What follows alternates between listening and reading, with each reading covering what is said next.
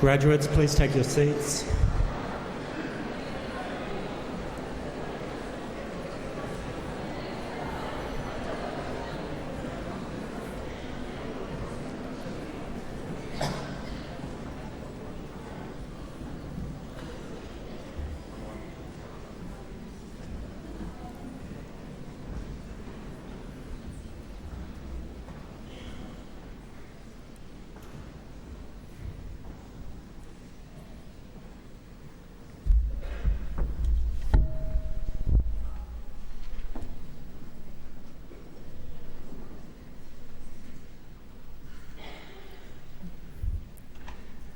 Good evening, ladies and gentlemen.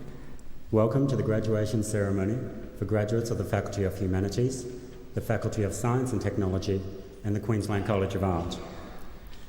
In a few minutes, the graduation ceremony will commence. The procession of staff will enter first.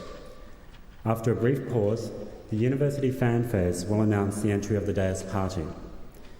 I will signal to you by this action that you are to rise and remain standing until both the staff procession and the dais party are seated. Please do not stand until I ask you to. May I also remind you that flash photography is prohibited in this auditorium. For the mutual comfort and enjoyment of all members of the audience, the university requests your cooperation in observing this rule. Thank you.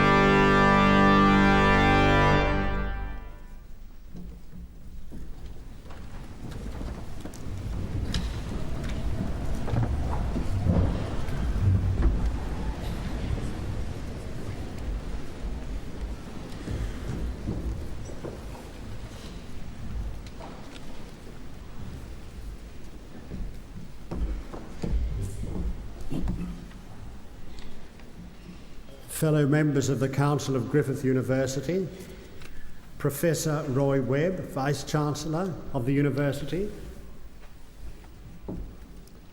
students and staff of Griffith University, and amongst our many visitors, Mr. Fred Skepsey and his wife, Mrs. Mary Skepsey, ladies and gentlemen.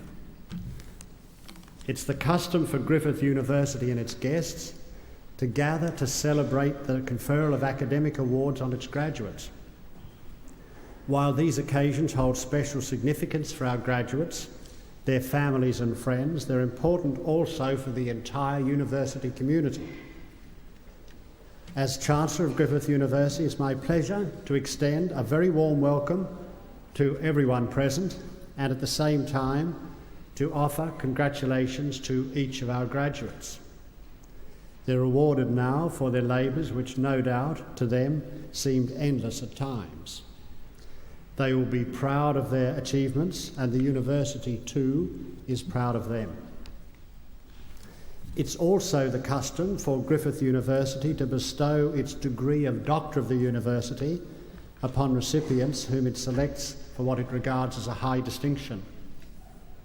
Tonight we honour Mr. Fred Skepsey, internationally renowned film producer and director. His contribution in the world where he's chosen to work has been outstanding.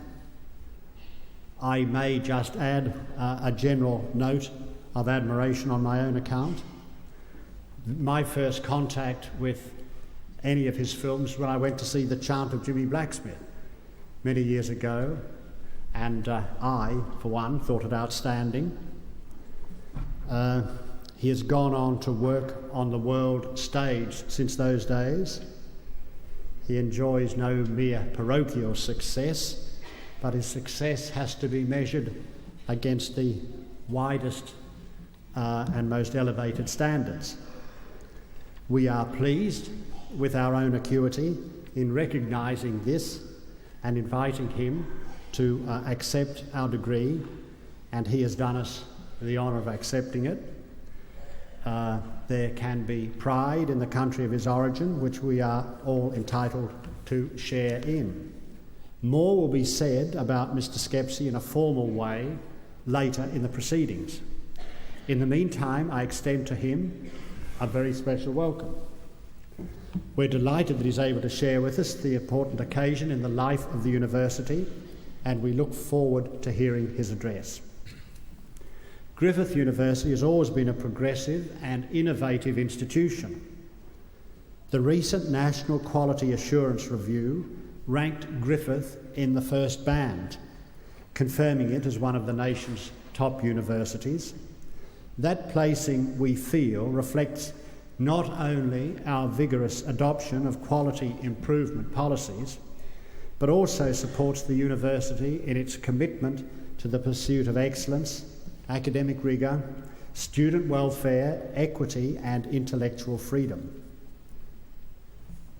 Tonight's graduates are from the Faculty of Science and Technology and the Faculty of Humanities. The Faculty of Science and Technology exemplifies Griffith University's commitment to quality. Its growth and adaptation over the past year reflects the complexity and endless change within the worlds of science, government and industry. The faculty enjoys an outstanding reputation for research. It was awarded $1.9 million for 1995 in national competitive grants, and a further $1 million was awarded by the Australian Research Council to support research work. These grants are a significant indication of the esteem in which the faculty's work is held, and it deserves to be congratulated for its achievements. The faculty will benefit substantially from the construction of a new research laboratory building to be located on the Nathan campus. The research building will house state-of-the-art science and computing laboratories with a supercomputing facility and much more besides. The School of Science offered 2 new degree courses this year and is now also offering a degree which will be the first forensic science degree in Queensland and the first postgraduate degree available in the area of forensics anywhere in Australia. The Faculty of Humanities continues on the path of consolidation, development and innovation. Humanities School of Film and Media has constructed new degree courses in screen production and in the communication area, and both courses have proved extremely popular with students. The school was recently awarded the Warner Brothers Movie World Annual Award for the best screenplay by a graduating student in screen production. The School of Applied Ethics has expanded its undergraduate offerings and has also commenced a new master's degree in applied ethics. Enrolments in the faculty's postgraduate area, including students enrolled in the honours course, topped 200 for the first time this year, and the number studying for higher degrees by research passed up 100 mark. I return now to the students who receive recognition of their awards tonight. They join an impressive company of Griffith graduates who preceded them and have gone on to achieve success and acclaim in their fields. Our new graduates will, I'm sure, make an equal contribution. As we continue with this evening's proceedings, I express warm congratulations to each of them and extend my best wishes for their lives ahead. I now call on the deans to present the graduates from their respective faculties, they being persons who are to receive their awards at this ceremony.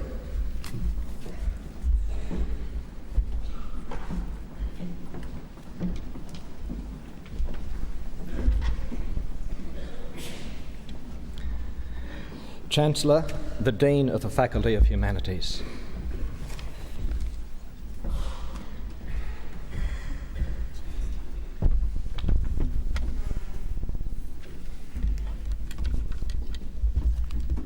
Chancellor, I present graduates who have been granted the Bachelor of Arts in Australian and Comparative Studies. Julianne Atkins.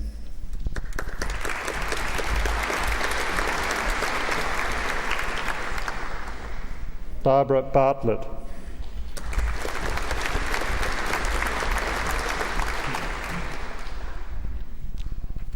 Geeta Bond.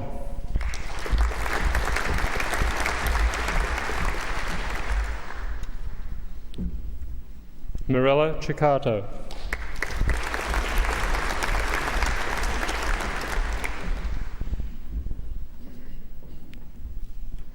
Joy Sivslovsky.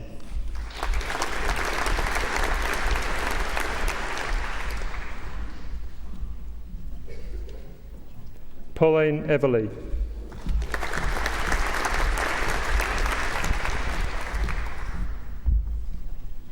Win Fay.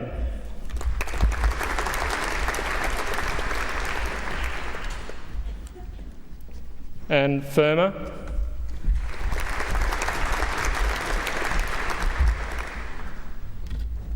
Nolene Galloway.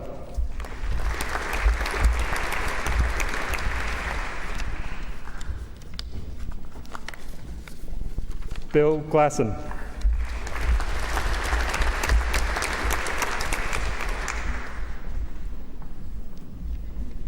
David Gutierrez.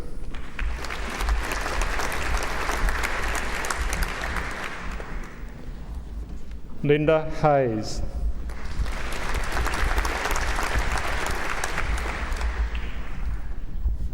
Kevin Hulley.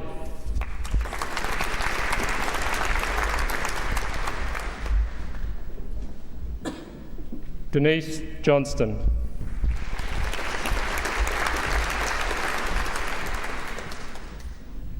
Sue Kieseke.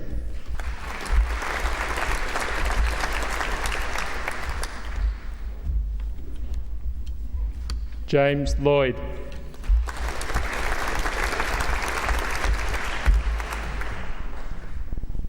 Rosalind Maloney.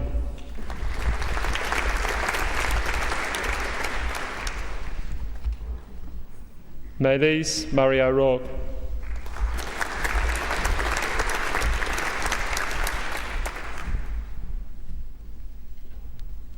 Brendan Nolan.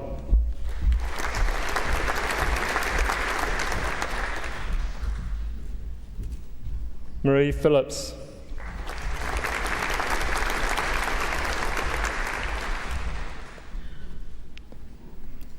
Diane Agnes Randall.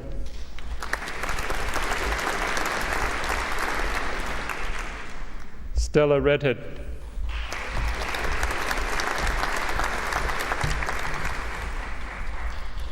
Helen Ross.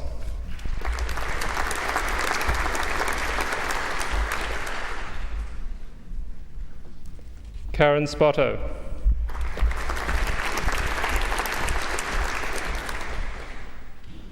Helen Strandley.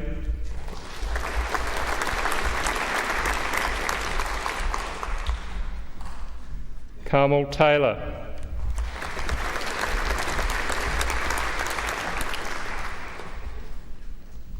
Elizabeth Trickett.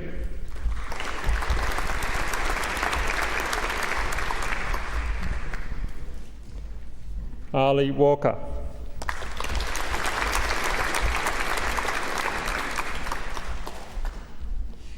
Catherine Warrington.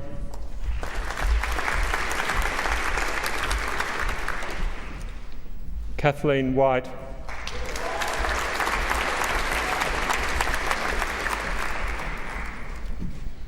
Judith Wilkins.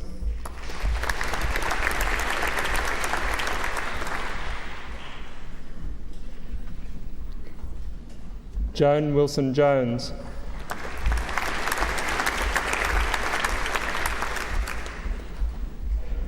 Patricia Winnett.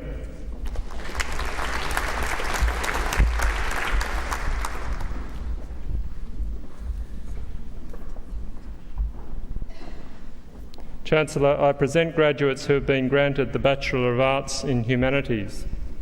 Julian Armstrong.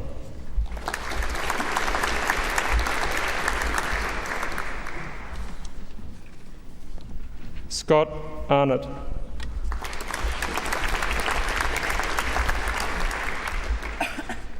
Beverly Yasmus.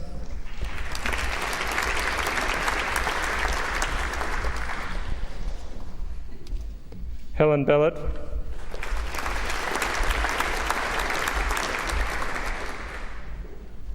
Glenys Berry.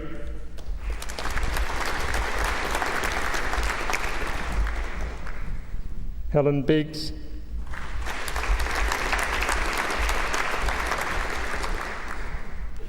Andrew Bleesner.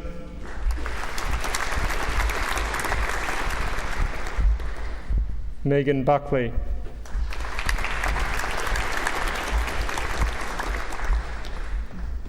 Selena Burnett.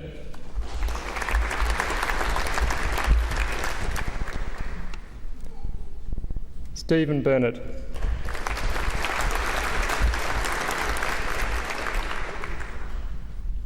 Dick Burns.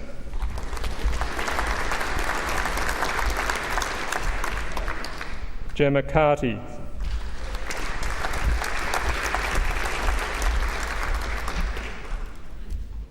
Janelle Cox.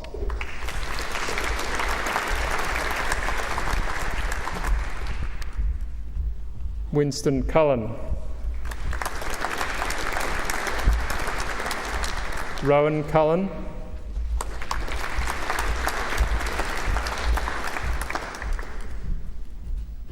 George Davis.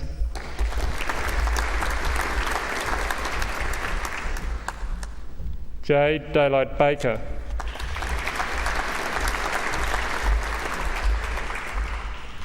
Louise Devereaux.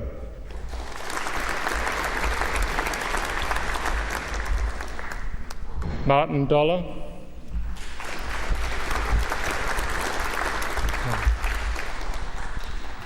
Katrina Donaghy.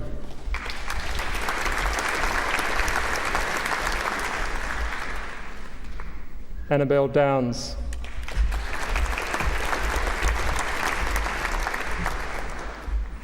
Jennifer Duncan Howe.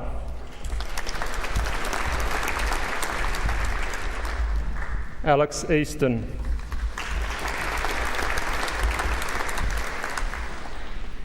Danielle Elam.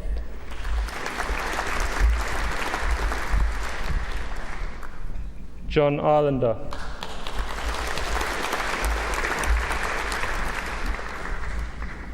Sangita Frydenlund.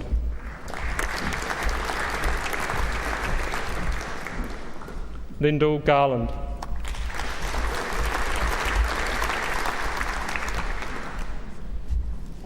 Belinda Marie Glaister.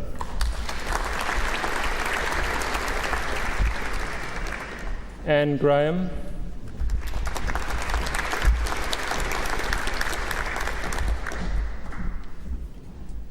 Kerry Ann Grant.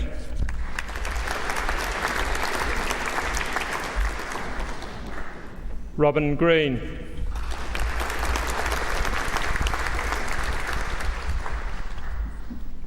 Peter Gregory.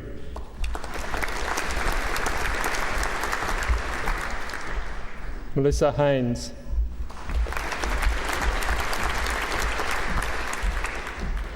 Angela Healy.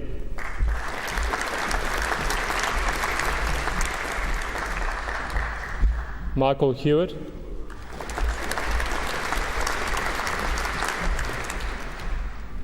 Catherine Hindmarsh.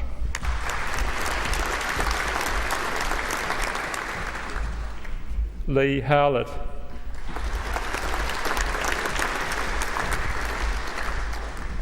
Alison Hume.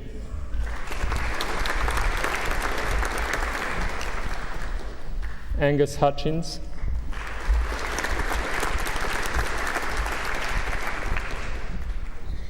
Susan Kennedy.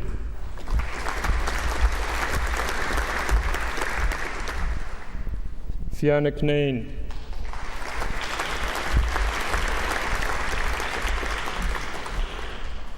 Cameron Lang.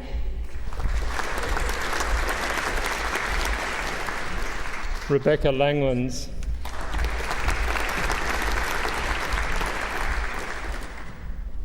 Shona Lepanen Gibson.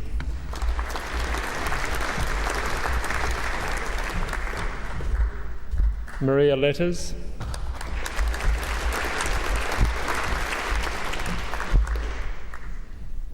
Bradley Lewis.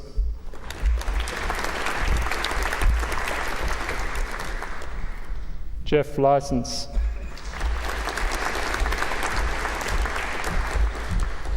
Margaret Lingard.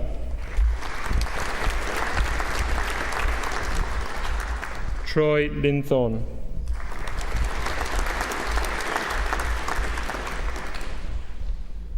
Melissa Lintott.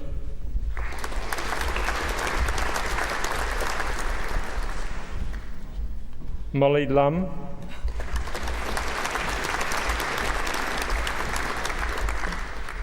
Steve Mader.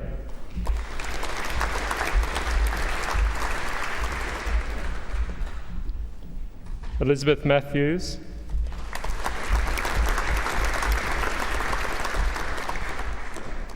Michelle McMahon.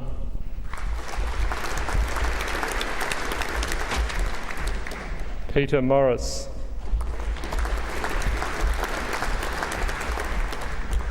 Trudy Morrison.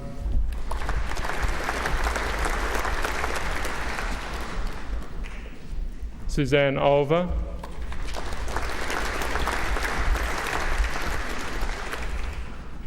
Malcolm Park.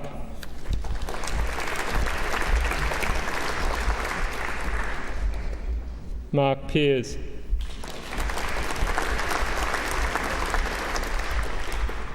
Nicole Piper.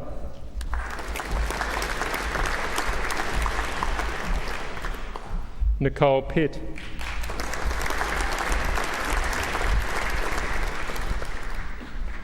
Janet Reid.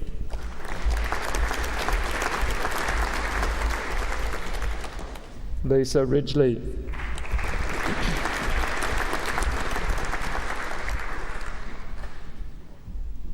Shane Robertson.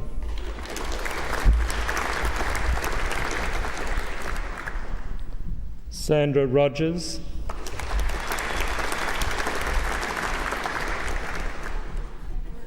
Alison Rao.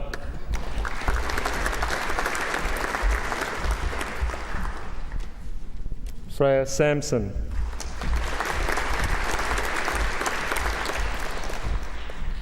Tim Shires.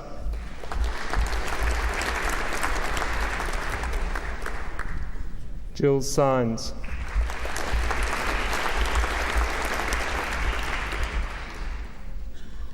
Lucy Strickland.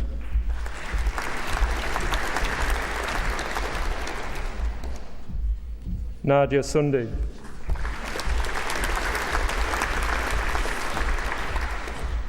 Linda Talsma.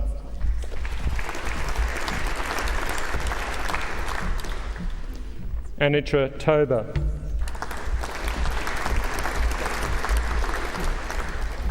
Andrew Turner.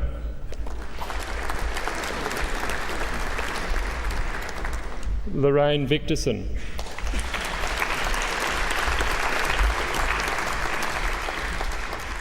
Susan Whitmore.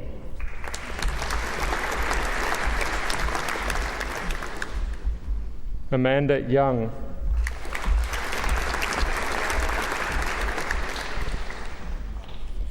Bernadette Zerber.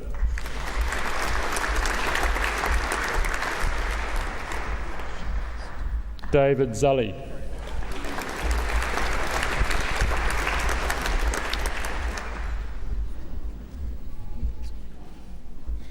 Chancellor, I present graduates who have been granted the Bachelor of Arts with First Class Honours in Humanities. Gordon Buchanan.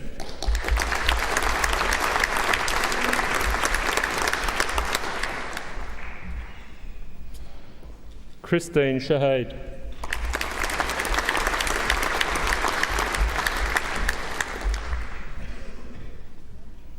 Jeanette Gilfedder.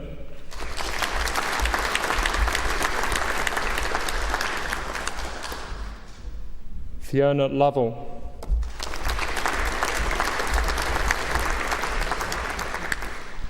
Harry Spratt.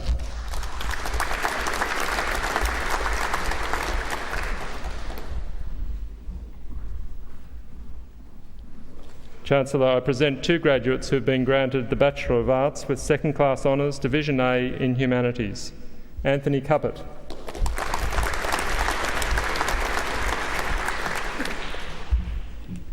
David Moran.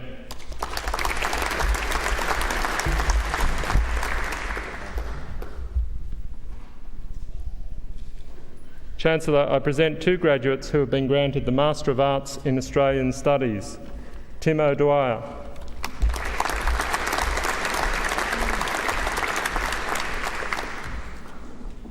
Anne Weir.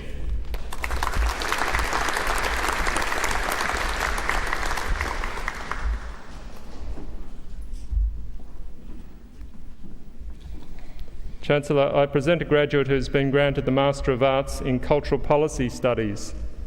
Margaret Maloney Skretziner.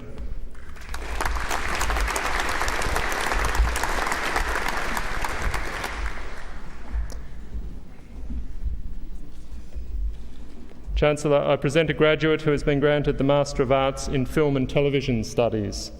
Donna Harvey-Sutton.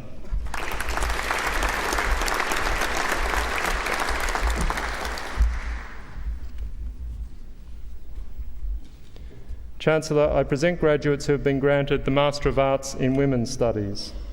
Susan Joyce.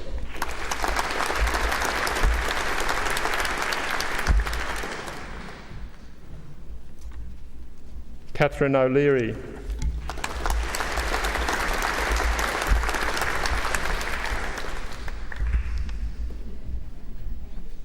Chancellor, I present a graduate who has been granted the Bachelor of Visual Arts in Fine Art.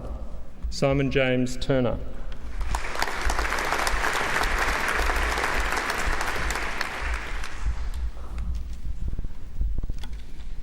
Chancellor, that concludes the presentation of graduates of the Faculty of Humanities in the Queensland College of Art.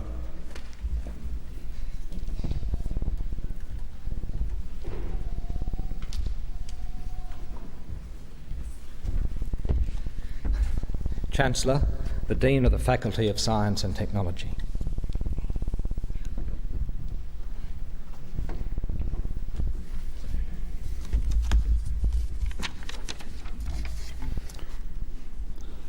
Chancellor, I present two graduates who have been granted the Bachelor of Biomedical Science.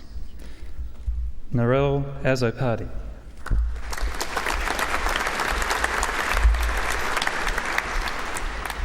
Nick Delzeal.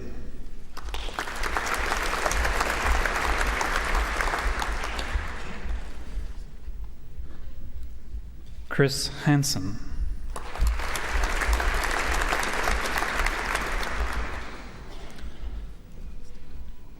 Kevin Hansen.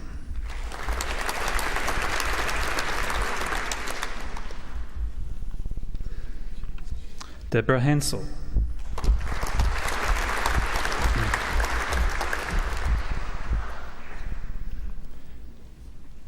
Mandy Heritage.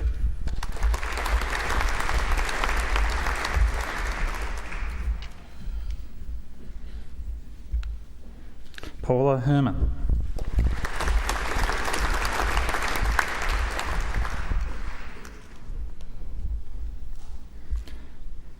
Cindy Jackson.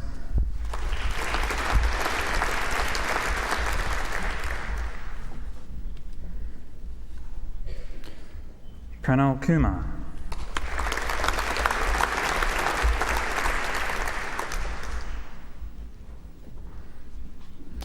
Tony Nugent.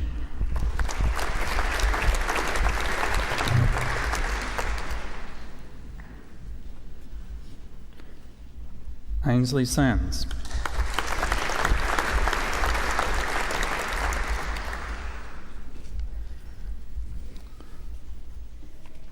Donald Smith.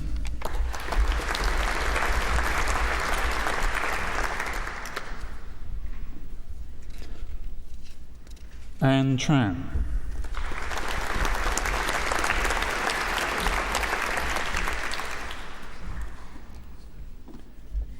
Tracy Trim.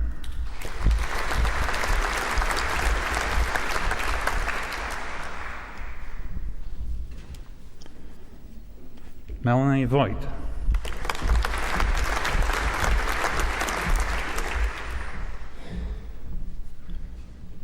Amanda Wilson.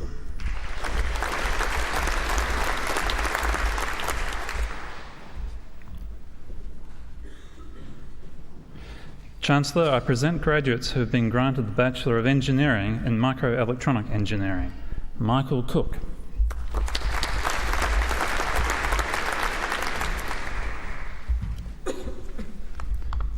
Stephen Elford.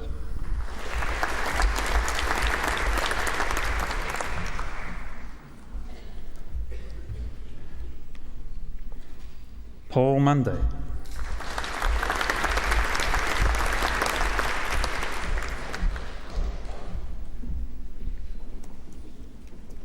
Michael Pauly.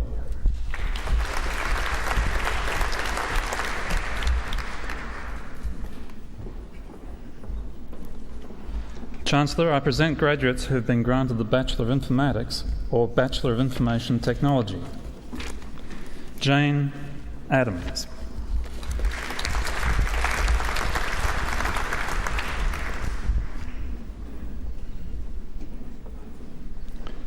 Ian Anderson.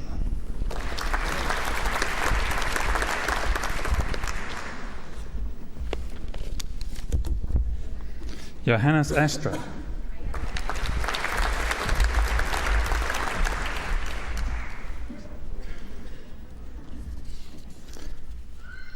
Jamie Bagley.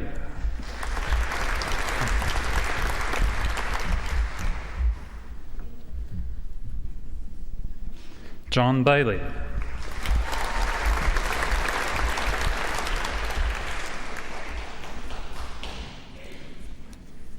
Edmund Butler.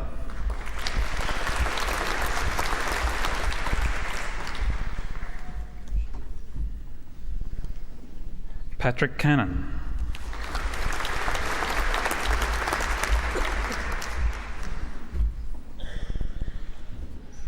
David Chen.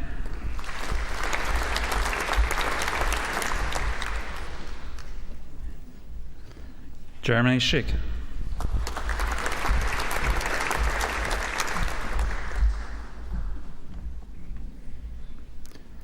Ken Chow.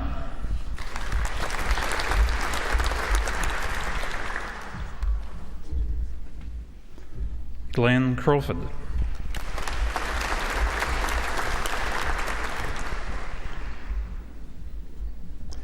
Stephen Crosby.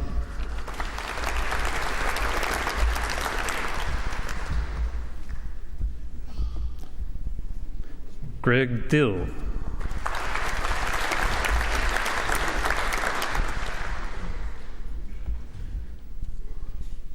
Barry Downs.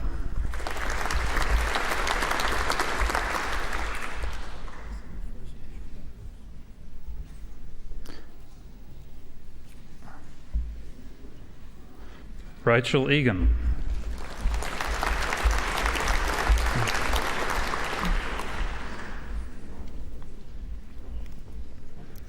Anthony Angewidder.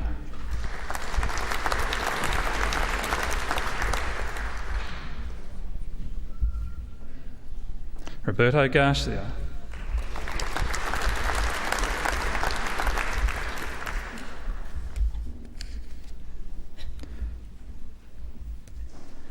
Jerry Horan.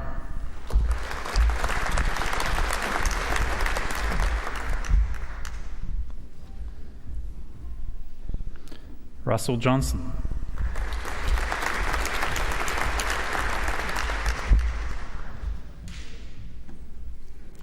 Georgie Kerr.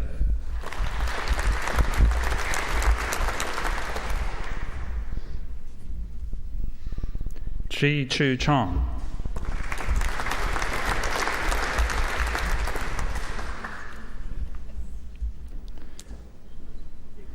Richard Kuser.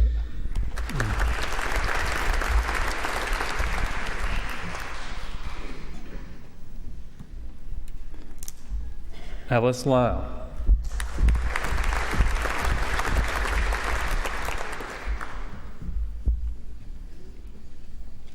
Cha-Chi Lee.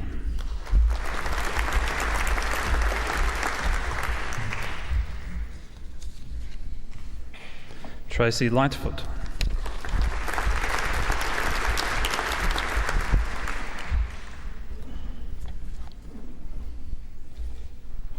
Sock Low.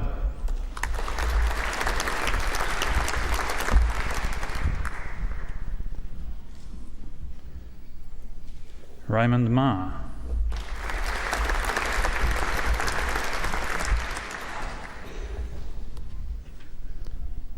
Murray MacDonald.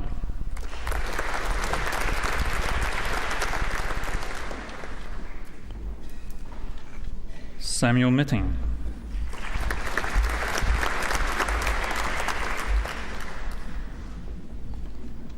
Kristen Mountjoy.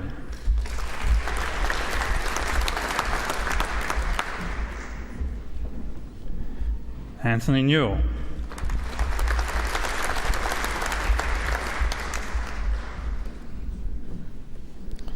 Tho Nguyen.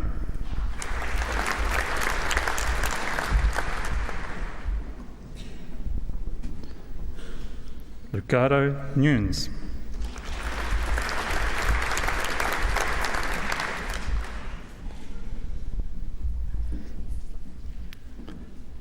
Stephanie Ong.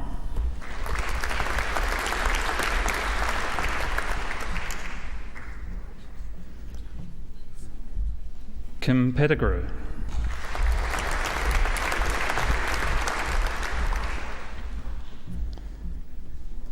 Michael Piliaris.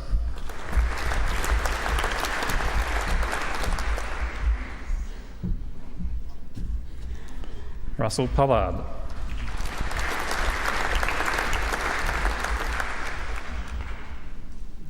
Marjan Rafi.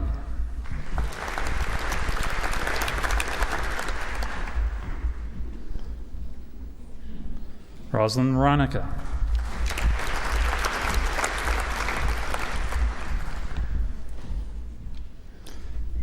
Peter Rutley.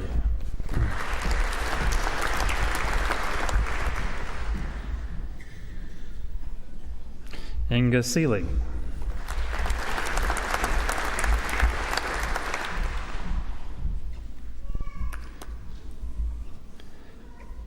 Penelope Stariha.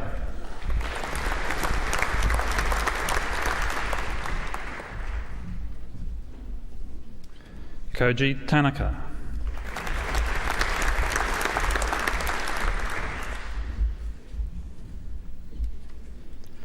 Philip Taylor.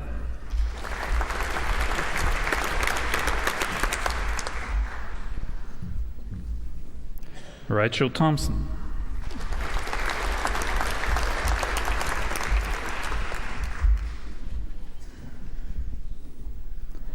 Trent Turner.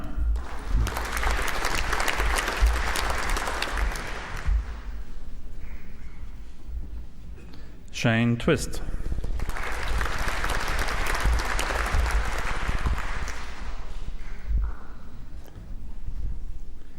David Vickers.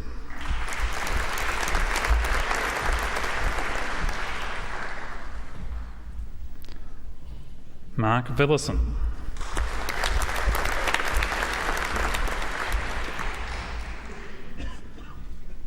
Jason Wan.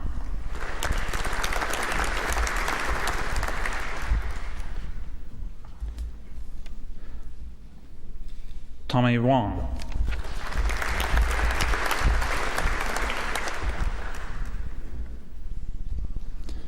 Shu Ling Wu.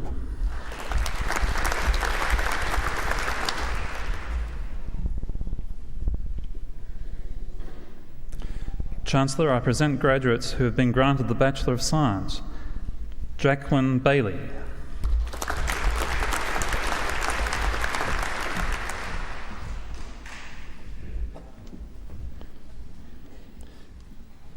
Alison Bennett.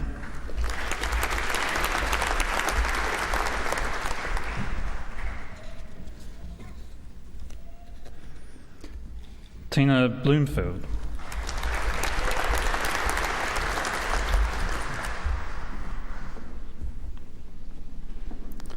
Christine Bond.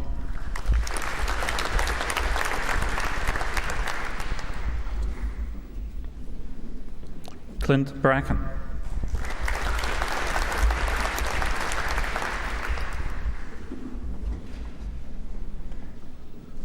Tracy Buckley.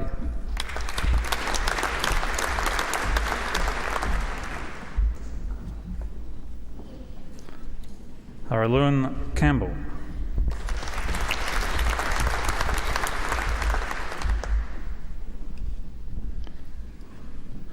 Francis Collins.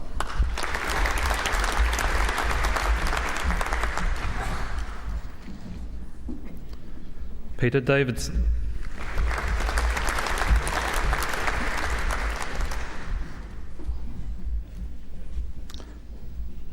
Paul Dutton.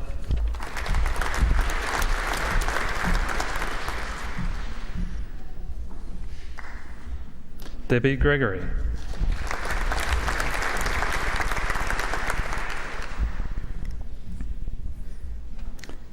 Daniel Groffman.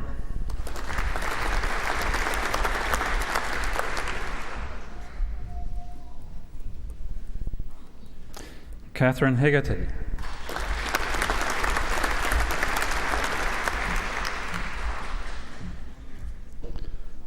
Meg Hooper.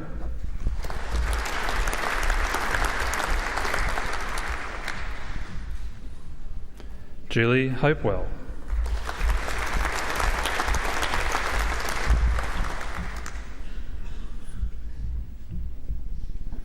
Sharon Howard.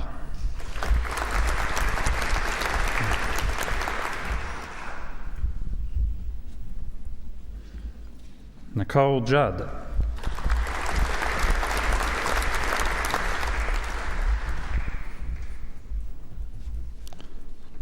Brooke Lavin.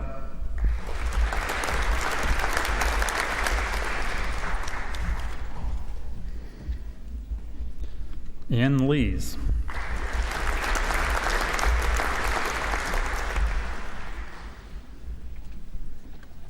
Todd Linfield Ford.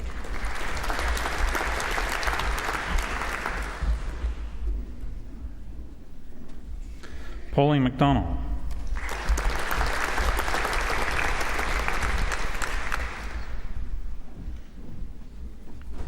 Sarah Mackay.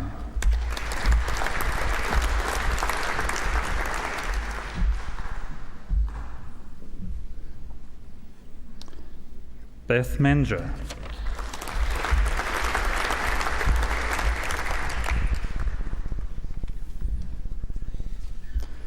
Kylie Murphy.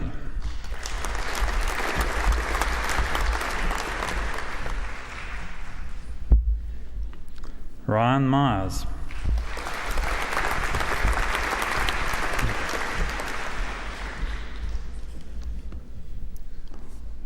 Mark Pitt.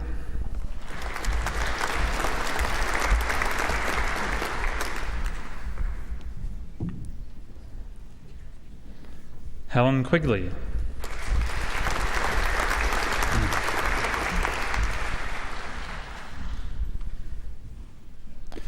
Anthony Rasmussen.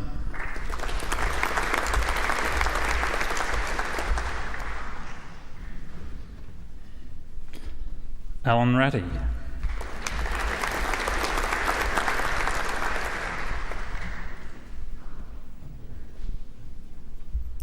Tonio Roach.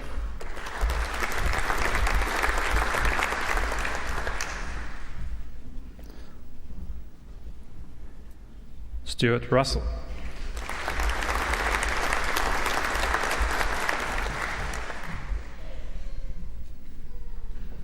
Kirsten Scull.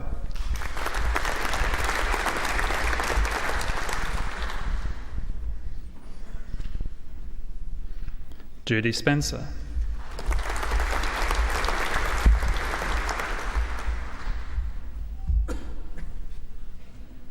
Lisa Somerville.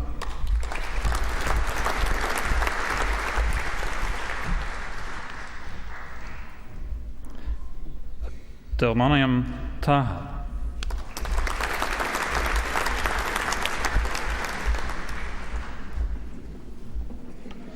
Gavin Tonks.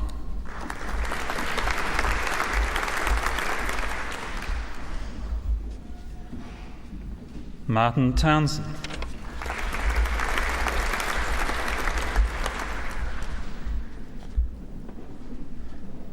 Aaron Urquhart.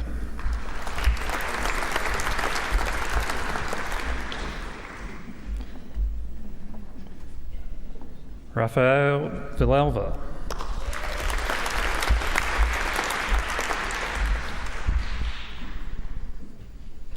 Katie Volta.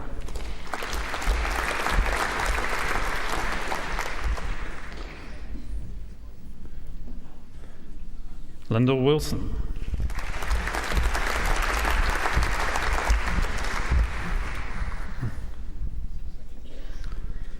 Chancellor, I present a graduate who has been granted the Bachelor of Science with Advanced Studies, Joe Siegel.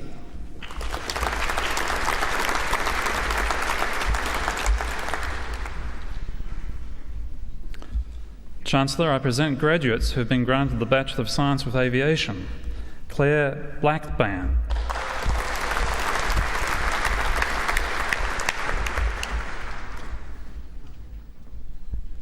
John Davis.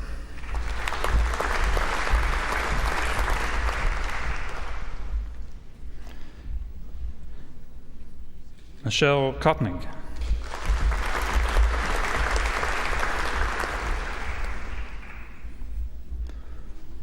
Paul Wilson.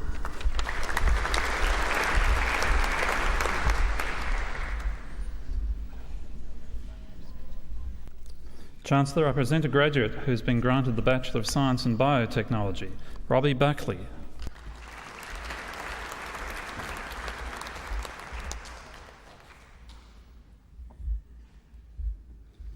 Chancellor, I present graduates who have been granted the Bachelor of Science with Japanese, Nicole Hardy.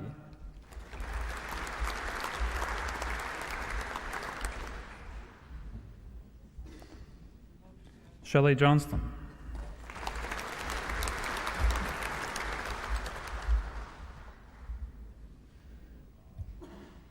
Zach Reynolds.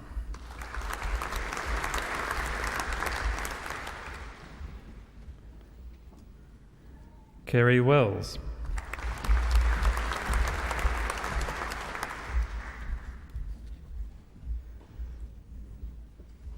Chancellor, I present two graduates who have been granted the Bachelor of Science with Media, Chris Brindley.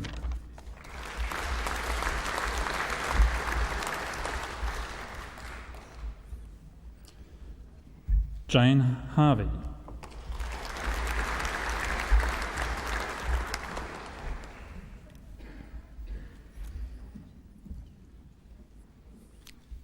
Chancellor, the Medal for Achievement in the Bachelor's Degree course is awarded to the graduate with the highest academic achievement in a bachelor's degree course. The medal is not awarded if there is no candidate of sufficient merit. Chancellor, I present to you graduates who have been granted medals for achievement. The first medalist was also the holder of the Alumni Association Academic Scholarship from 1992 to 1994. Chancellor, the winner of the Biomedical Science Medal is Ainsley Linnae Zenz.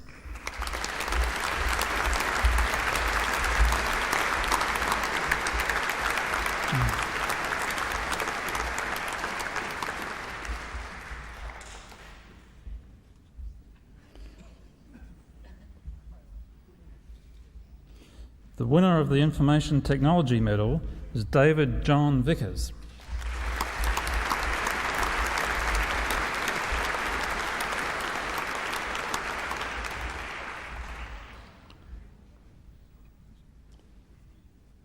The winner of the Microelectronic Engineering Medal is Farshid Golchin.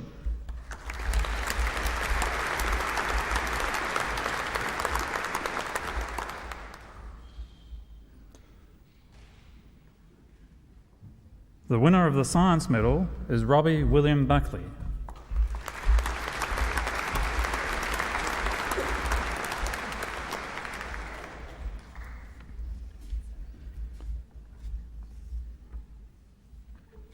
Chancellor, I present graduates who have been granted the Bachelor of Biomedical Science with first-class honours. Chris Corcoran.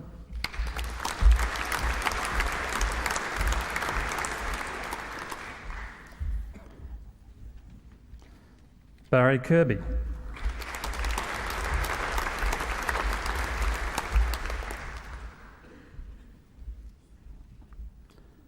Jason Wyeth.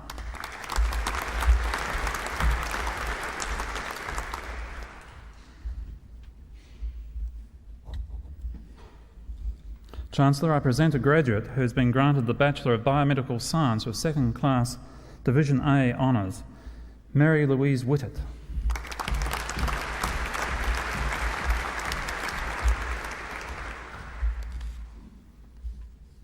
Chancellor, I present two graduates who have been granted the Bachelor of Engineering in Microelectronic Engineering with first-class honours, Kim Chilton.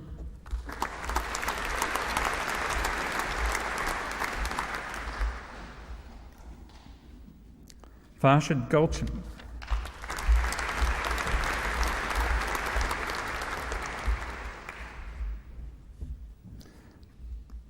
Chancellor, I present graduates who have been granted the Bachelor of Engineering and Microelectronic Engineering, second-class honours, Division A, Lucas Gill.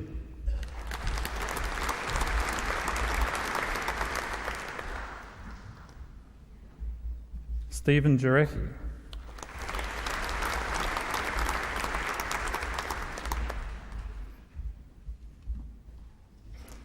Andy Olson.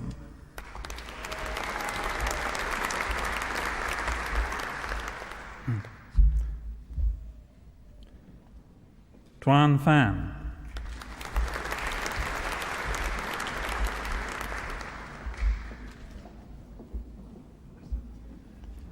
Peter Pullis.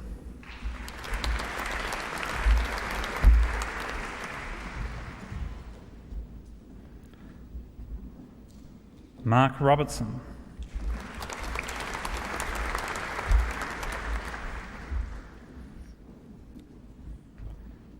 Seppo Sario.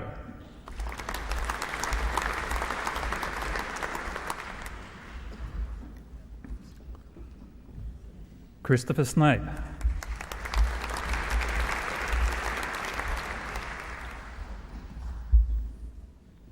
Chancellor, I present graduates who have been granted the Bachelor of Engineering and Microelectronic Engineering with second-class honours, Division B, Matthew Awizio.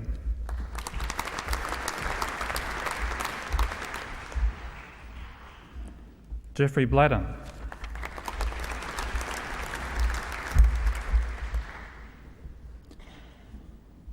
Peter Boffinger.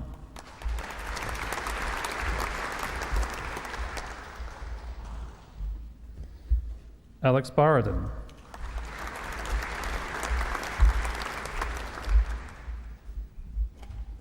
Walter Saranovich.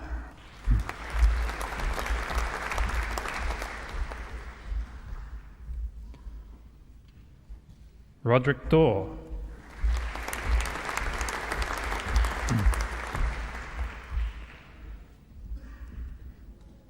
David Kedarchik.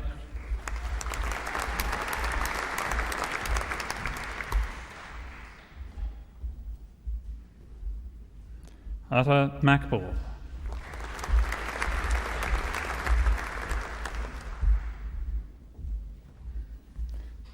Bradley Moore.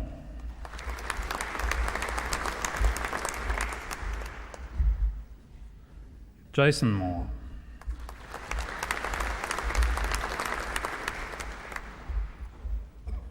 David Rees.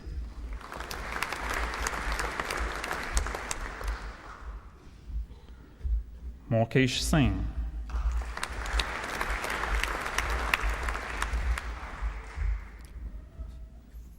Fu Wong.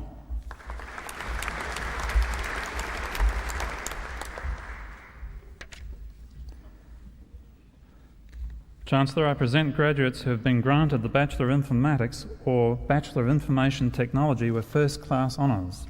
Jeff Mitchell.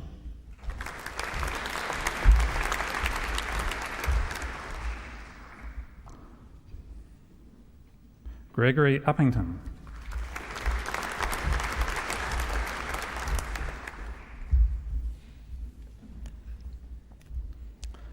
Chancellor, I present graduates who have been granted the Bachelor of Information Technology with second class honours, Division A, or Bachelor of Information Technology with second class honours, Division A. Simone Brown.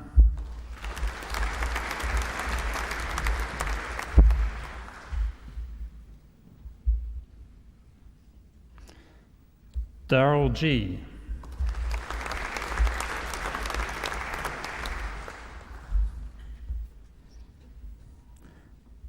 Richard Wong.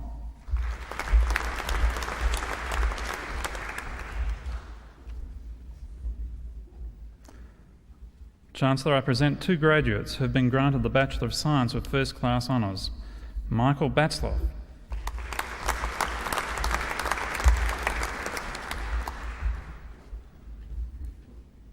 Stephen Kavanagh.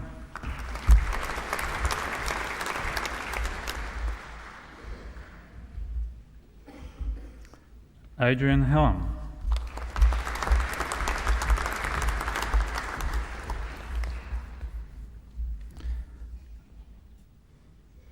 James McManus.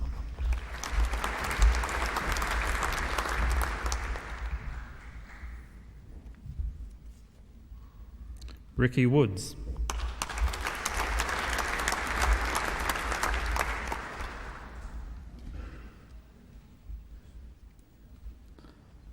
Chancellor, I present graduates who have been granted the Bachelor of Science with second class honours, Division A.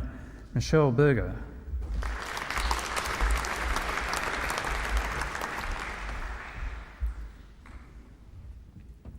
Alexandra Linarthik.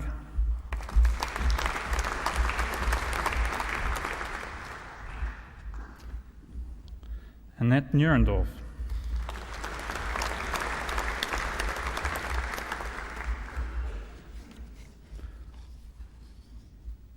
Chancellor, I present a graduate who's been granted the Bachelor of Technology in Microelectronics with third class honours, Michael Janowski.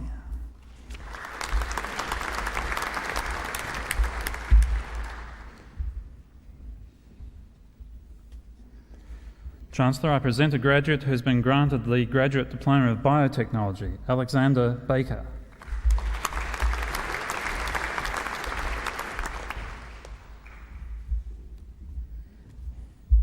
Chancellor, I present graduates who have been granted the Graduate Diploma of Clinical Microbiology, Rebecca Dwyer-Davies.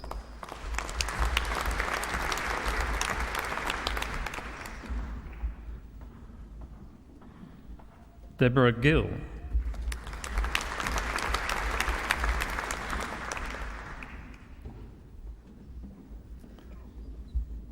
James McLeod.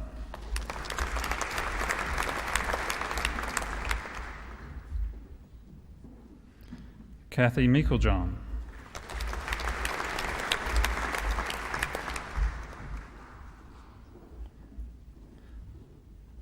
Stephen Farguson.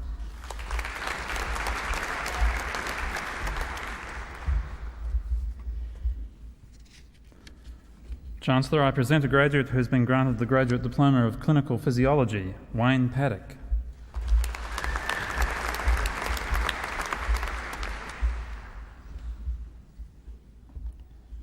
Chancellor, I present two graduates who have been granted the Graduate Diploma of Software Quality, Mark Hesling.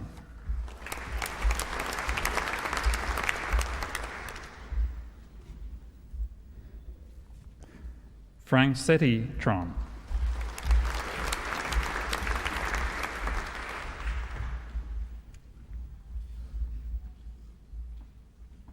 Chancellor, I present a graduate who has been granted the Master of Science in Clinical Physiology, Irina Kirkovsky.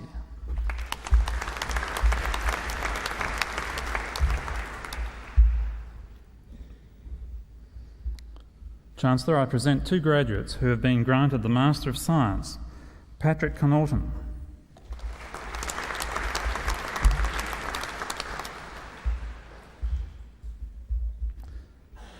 Adrian Montgomery.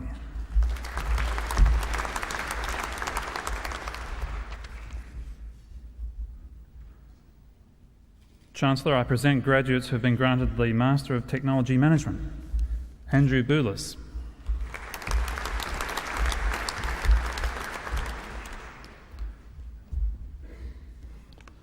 Jeff Crooks.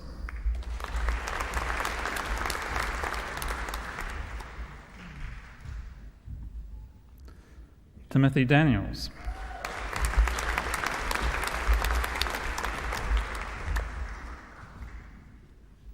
Richard Davies.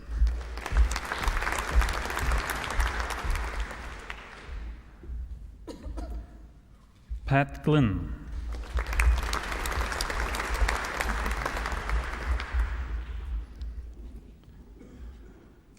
Roger Hills.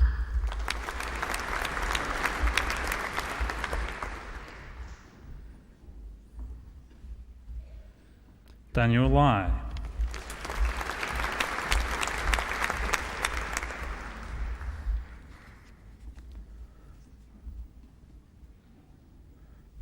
Brian Marsden.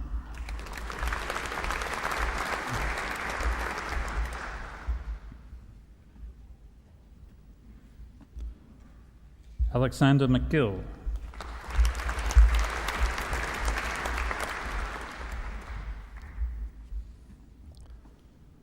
Reg Norman.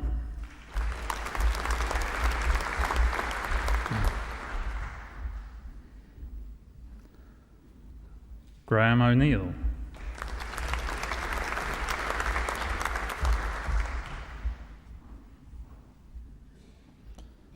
Marion Pender.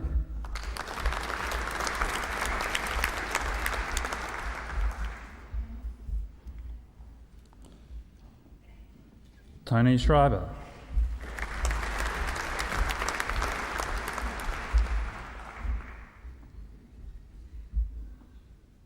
Zahiruddin Shamsi.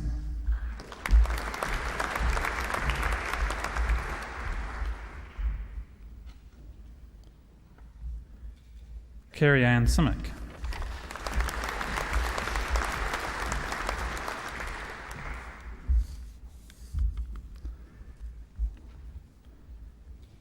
Peter Valance.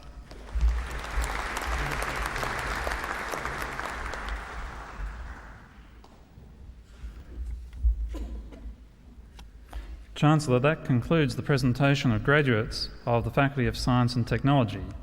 The Vice Chairperson of the Academic Committee, Professor David Pegg, will now present candidates for the award of the University Medal. This will be followed by the presentation of graduates who have been granted the degrees of Master of Philosophy and Doctor of Philosophy.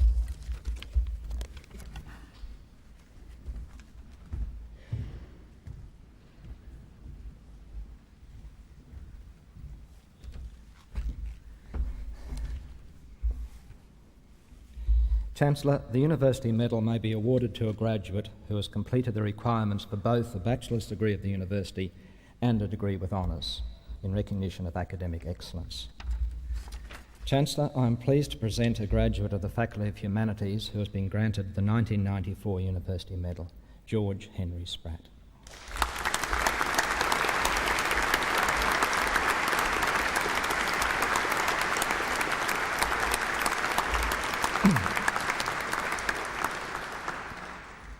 Chancellor, I am also pleased to present a graduate of the Faculty of the Science and Technology who has been granted the 1994 University Medal, James Peter McManus.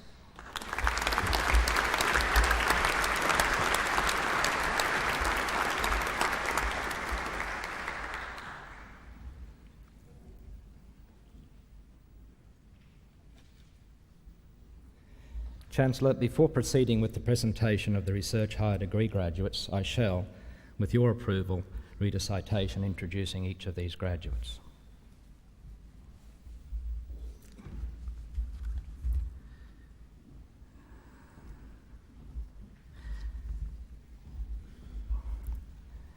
Chancellor, the Master of Philosophy degree is a program of supervised research training culminating in a thesis which must demonstrate the candidate's knowledge of a particular discipline and research topic, a capacity for clear, methodical thinking, and the ability to present the results of research in a succinct and cogent form.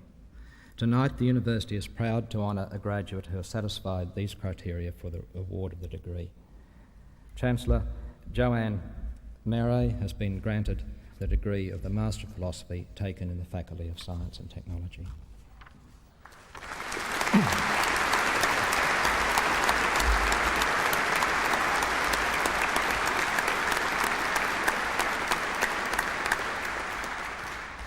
Joanne Murray's study of 46 asymptomatic volunteers was carried out to demonstrate the effects of manipulation on various areas of the spine on plasma levels of B endorphin and B lipotropin.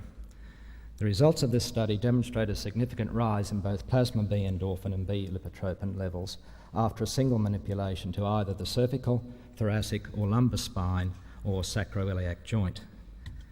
The levels of plasma neuropeptide returned to near normal by 30 minutes post-intervention.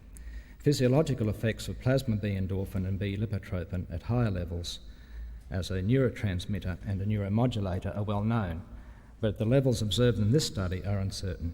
Chancellor, Ms Murray's research has been accepted as satisfying the requirements for award of the degree.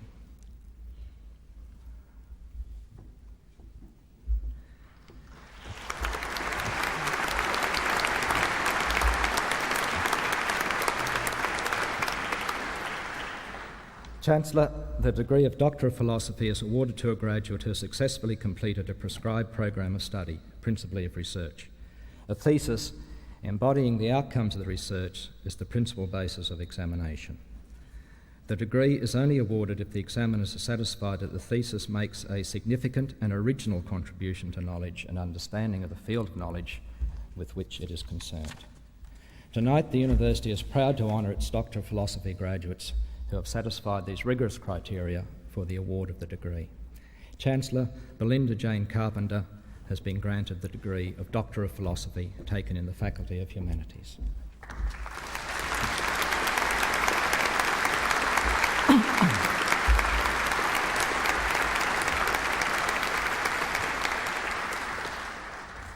In her study of debate surrounding prostitution, Dr. Carpenter demonstrates that disciplines such as psychology and sociology have described the prostitute as both victim and deviant, overlooking the client's part in the sexual contract and leaving unquestioned the natural basis of men's sexual urge.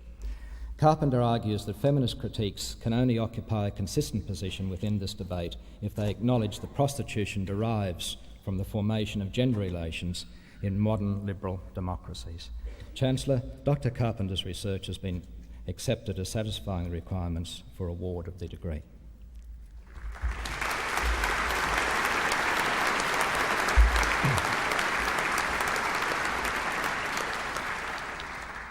Chancellor Rosalind Kidd has been granted the degree of Doctor of Philosophy taken in the Faculty of Humanities.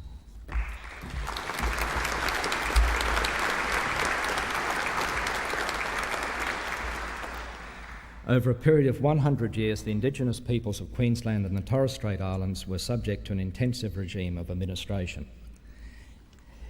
Using previously inaccessible government archives, Dr. Kidd examines the effects of governmental policies involving police, welfare, health and education. In doing so, she casts new light on the means by which governments manage different populations and broadens our understanding of the impact of government on Australian Indigenous people. Her thesis has also documented extensively the historical records of government in a way which will make them more accessible to Aboriginal people. Chancellor, Dr. Kidd's research has been accepted as satisfying the requirements for award of the degree.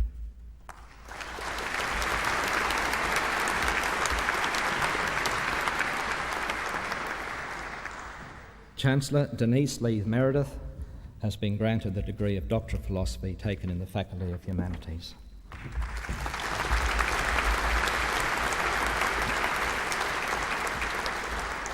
In her dissertation, Education and its Critics, Dr. Meredith provides an historical and theoretical analysis of three important areas of educational debate: over the humanities, educational assessment, and the competencies agenda. In doing so, Dr. Meredith provides new insight into the nature and prospects of education. She shows why it is unhelpful to approach the school system in terms of an ideal formation of the person, of which it always falls short. Dr. Meredith describes it instead as a complex mix of governmental calculation and ethical aspiration, whose historical limits do not cancel its civic importance. Chancellor, Dr. Meredith's research has been accepted as satisfying the requirements for award of the degree.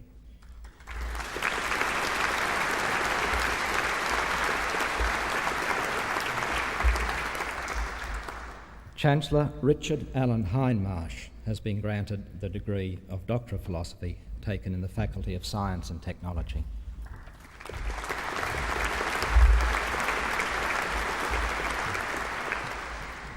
From the analysis of the social, political and ecological context of plant biotechnology, Dr. Hindmarsh has identified the processes of decision-making which gave prominence to key corporate, bureaucratic and scientific interests, while excluding public interest and environmental groups.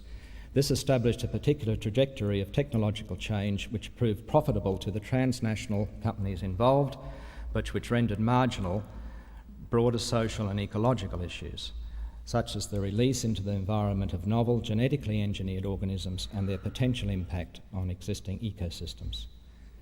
Chancellor, Dr. Hindmarsh's research has been accepted as satisfying the requirements for award of the degree.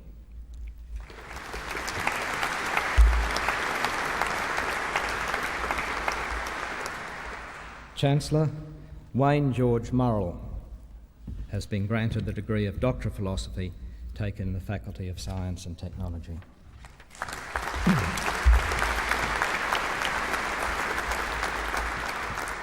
During an animal's development, the cells of the embryo differentiate to form the many organs of the body. An understanding of the molecular processes driving these changes is essential to enable the development of technologies for the repair of organs, such as the heart, that do not normally regenerate. Dr. Murrell has investigated the genetic characteristics that give rise to the distinctive properties of individual tissues. In terms of the heart development, for example, he has demonstrated that the activities of certain genes do appear to correlate with heart tissue development, and he has extended this data by examining the specific control of a number of these genes. These findings allow a potential direction for clarifying molecular developmental processes in the future. Chancellor, Dr. Murrell's research has been accepted as satisfying the requirements for award of the degree.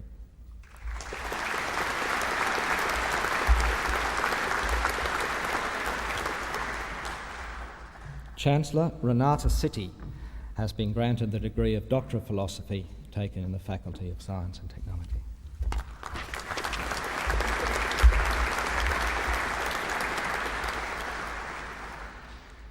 By the turn of the century, geometrical feature sizes in integrated circuits, that's silicon chips, will be less than 1/10 of a micron.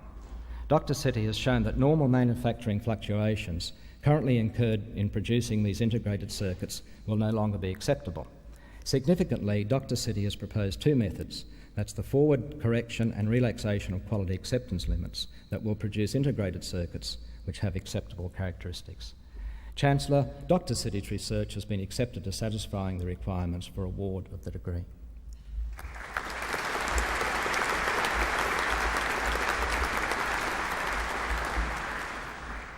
Chancellor Victor Voroteliak has been granted the degree of Doctor of Philosophy, taken in the Faculty of Science and Technology.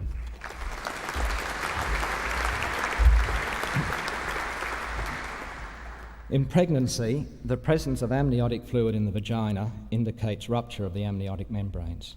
Delivery often follows, but it is delayed. The mother and baby are at risk of infection.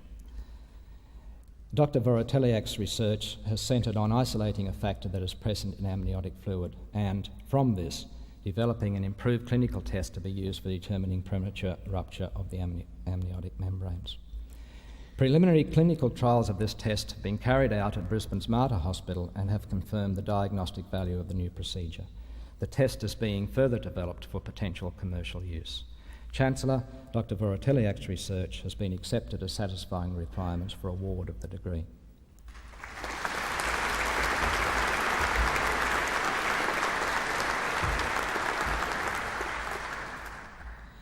Chancellor, that concludes the introduction of the graduates. I now ask that they be presented with their awards.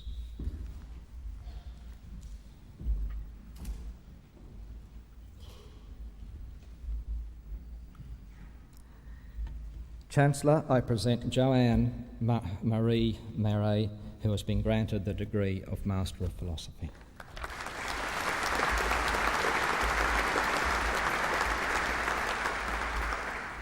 Chancellor, I present Belinda Jane Carpenter, who has been granted the degree of Doctor of Philosophy.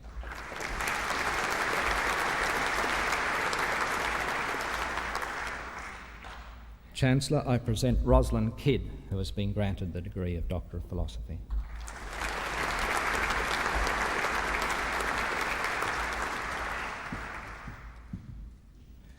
Chancellor, I present Denise Lee Meredith, who has been granted the degree of Doctor of Philosophy.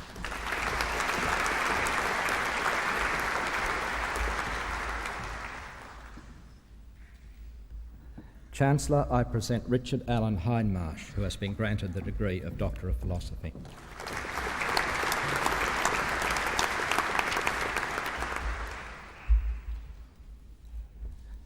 Chancellor, I present Wayne George Murrell, who has been granted the degree of Doctor of Philosophy.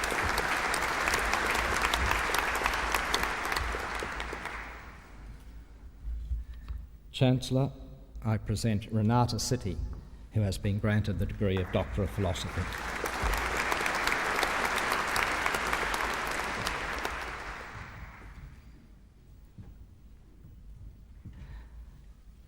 Chancellor, I present Victor Voroteliak, who has been granted the degree of Doctor of Philosophy.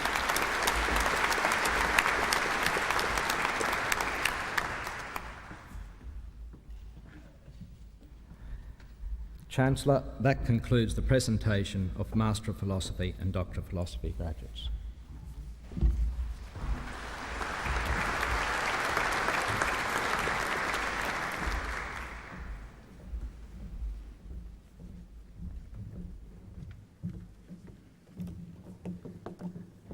Ladies and gentlemen, there will now be a brief musical interlude performed by the Griffith University Collegiate Singers.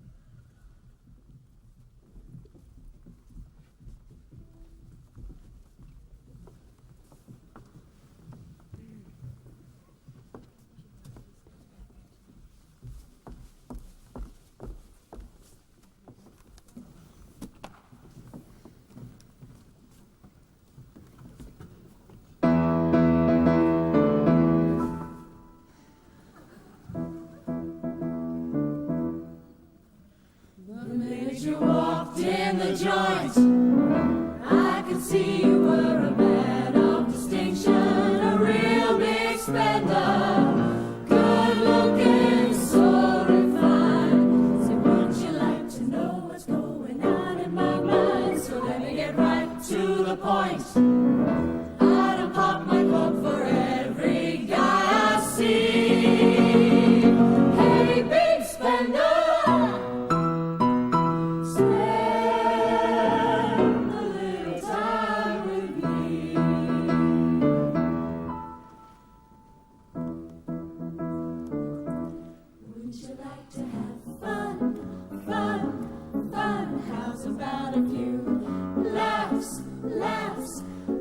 show you a good time. Let me show you a good time. When you walked in the joint, I could see you were a man of distinction, a real big spender, good looking, so refined. So wouldn't you like to know what's going on in my mind? So let me get right to the point. I don't pop my coat for every guy I see. Hey, big spender. Hey, big spender. Hey, big spender. Spend a little time with me. Spend a little time with me. Spend a little time with me.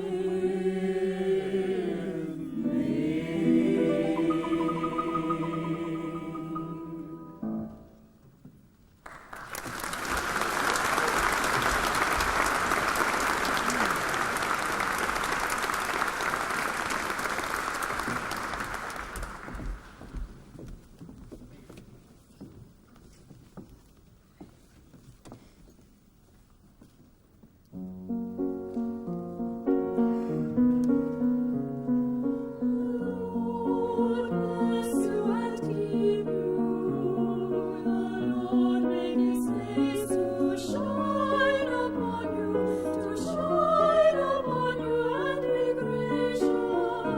and be gracious unto you. The Lord bless you and keep you. The Lord make His face to shine upon you, and be gracious unto you. The Lord lift up the light of His countenance upon you. The Lord lift up the light of His countenance upon you. And give you peace. And give you peace. And give you peace. And give you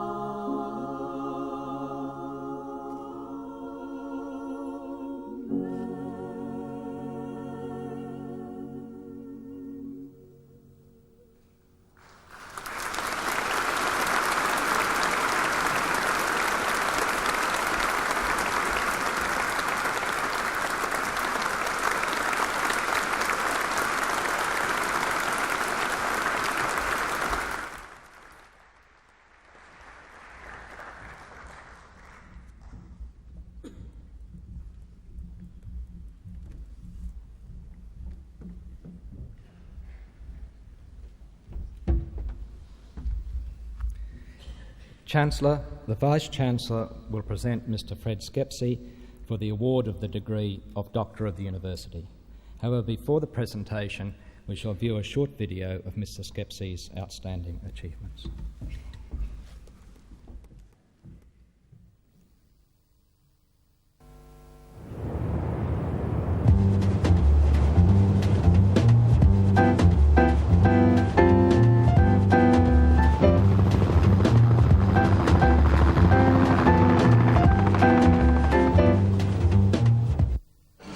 director sets the pace, it doesn't really happen unless the director sets the pace. So you've got to keep the energy up, and everyone looks to you. You are the focus of everything that happens.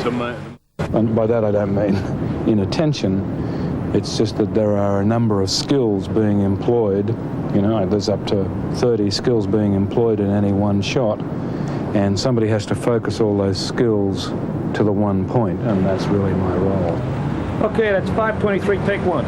My mum, used to think I would be a journalist or something like that, because I was good at English, and she was always encouraging me to do that. And then somebody told me, if you're good at English, you can make a lot of money in advertising.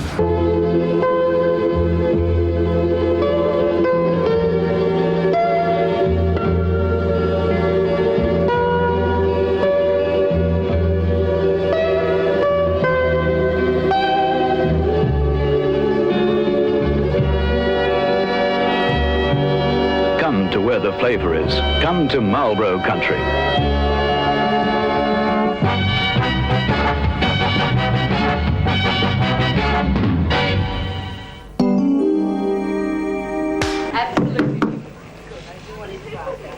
Tell him to go away, Mum. Get your gun. This makes for a fantastic conflict, apart from anything else.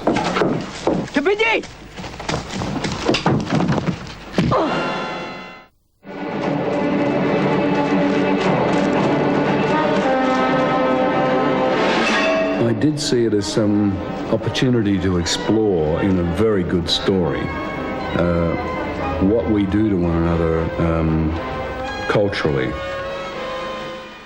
I did a technique which I call, and I do it in quite a few of my films, it's called subjective-objective, where 1 minute I am the person who's doing the event, the subjective, and then suddenly I'm out of it, and I'm another party looking at that person, but I'm now that party, and I'm back in, and you create a confusion of points of view, but you create, I think, the confusion of what it is like to be there at the time, where your mind, reality slips because you're in this situation you don't know how to control. I wasn't about making expensive films. I did it as economically as you possibly could. I took no fees, all that sort of stuff. It was about what did you need to make a film of that scale.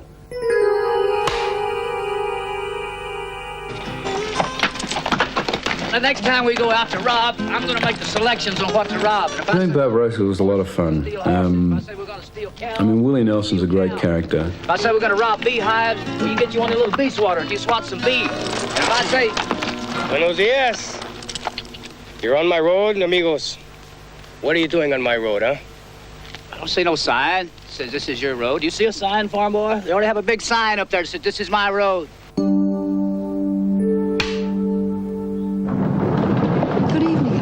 Plenty, Leonard. Was a chance to get back to the kind of filmmaking that I was more interested in, I think. I hear you've been having the most frightful week. It has been, yes. Well, don't worry. Here at least you can relax. You've met Monsieur Ong. Indeed. You can forget everything. Quite a hood ornament you got there, pal. Here it comes. 3D coming at you. I really admire your shoes. What? I love your shoes. What do you mean? And I was just thinking that as much as I really admire your shoes, and as much as I'd love to have a pair just like them, I really wouldn't want to be in your shoes at this particular time and place.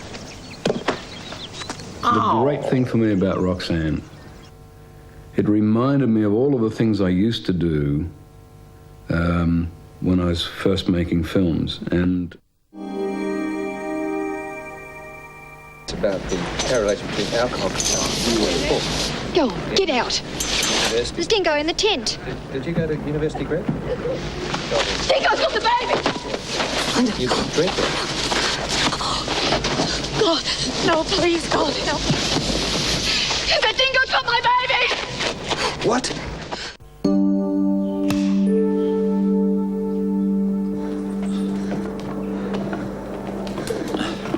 Who is that man down there? He's my editor. He's keeping lookout. I always think it's a pity that you don't get known for the films you tried to make rather than the ones you ended up making. Not that I don't like the ones I ended up making, but there are some gems I didn't get to do yet.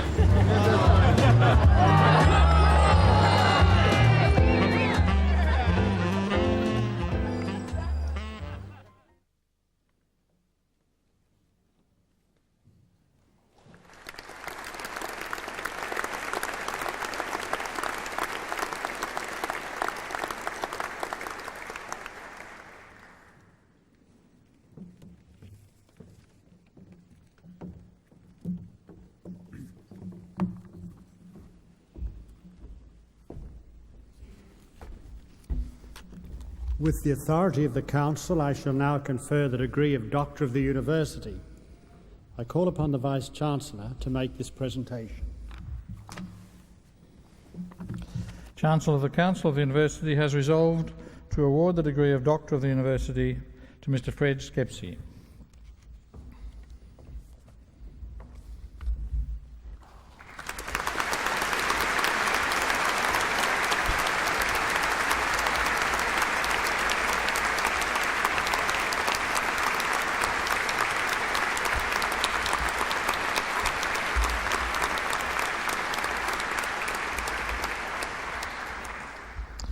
Frederick Allen Skepsey was born in 1939 in Melbourne and attended Assumption College, Marist Brothers Junioret and Marcellin College.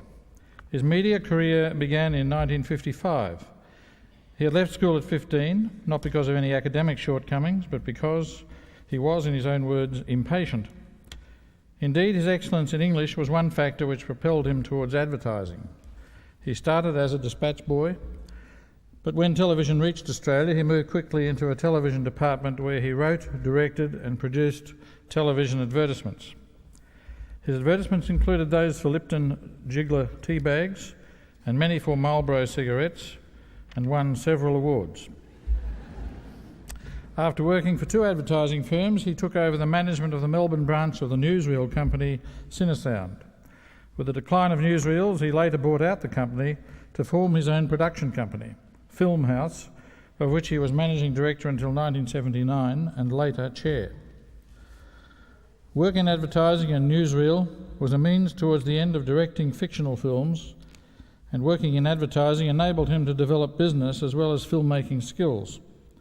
His first significant film, a contribution to an anthology film called Libido, was released in 1973. The drama of his section, The Priest, was enhanced by Skepsey's meticulous planning of camera, placement and movement. His first feature, The Devil's Playground, produced in 1976, was a semi-autobiographical film set in a seminary. Not only did he direct and script the film, he also produced it. At the Australian Film Institute Awards, it won 6 awards, including Best Film. The Chant of Jimmy Blacksmith followed in 1978. Based on Thomas Keneally's novel, and produced as well as directed by Skepsey, this was at the time the most expensive film made in Australia. More significantly, it was the first of the feature film revival to indict white Australian racism and to depict Aboriginal anger sympathetically. It was also the first Australian film to be invited into the competition section of the Cannes Film Festival. At home, however, it received less critical praise than might have been expected. Skepsey later moved to Hollywood and made his first film there, Barbarossa, in 1982. A western combining comedy with adventure, the production was notable for its majestic use of landscape. 2 years later, he directed Iceman, and his 1985 adaptation of David Hare's play Plenty, a film made in Britain, was his first with Meryl Streep. With Roxanne in 1987, Skepsey achieved his first hit film. This updating of Edmond Rostand's Cyrano de Bergerac cast Steve Martin in one of his most famous roles and won a Writers Guild Award. In the following year, Skepsey returned to Australia to direct Evil Angels, which he had co-scripted with Robert Caswell, based on the renowned Azaria Chamberlain case The Australian-British co-production starred Meryl Streep and Sam Neill, and it was honoured with 5 Australian Film Institute awards. His next film, The Russia House, 1990, involved him leading the first Western cast and crew into the newly liberalised Russia. The Russia House re-established for Skepsey a pattern familiar from his Australian films of the 1970s, namely his involvement in producing as well as directing his films. Later movies, including Mr. Baseball, 6 Degrees of Separation and IQ, were all co-produced by Skepsey. With 11 features to his credit, Fred Skepsey has achieved a very substantial reputation among both critics and producers. The New Yorker described him as, quote, the least known great director working in the mainstream American cinema, unquote. While remaining one of the more thoughtful directors in Hollywood, he has long been able to select his own projects within one of the world's most competitive film industries. Certain themes recur through his work, notably the spirited outsider, whose emergence catalyses action and reactions, amongst others. Yet probably more important are Skepsey's stylistic commitments. He subordinates style to narrative, emotion and mood. He makes full use of the cinema's visual, sound and rhythmic resources as well as dialogue. He seeks to position the viewer to appreciate both sides of dramatic conflicts and consistently uses the full-width cinemascope screen ratio. These stylistic and narrative strengths are assisted by his having worked consistently through his career with cinematographer Ian Baker and composer Bruce Smeaton. Fred Skepsey has been hailed as the new pioneer of Australian movies, and his outstanding achievements have been recognised with 2 career awards, the 1991 Raymond Longford Award from the Australian Film Institute and the 1994 Brisbane International Film Festival's Chauvel Award. It is especially fitting that the Council of Griffith University should honour Fred Skepsey in recognition of his distinguished contributions to the art of filmmaking in Australia and overseas. Chancellor, it is with great pleasure that I present to you Frederick Allen Skepsey for admission to the degree of Doctor of the University.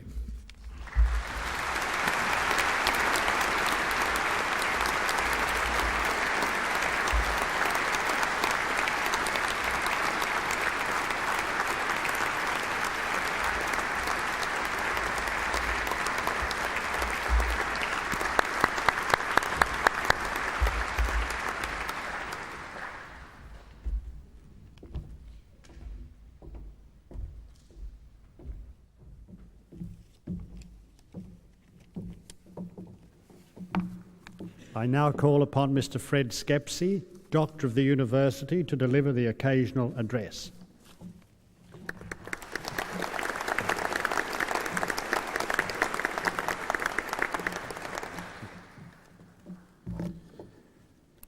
It's a big honour for someone who left school at 14, actually. But it's not as bad as you think. I had finished my leaving certificate. Almost. That's Year 11 under the new system. I don't think they call it that anymore, do they?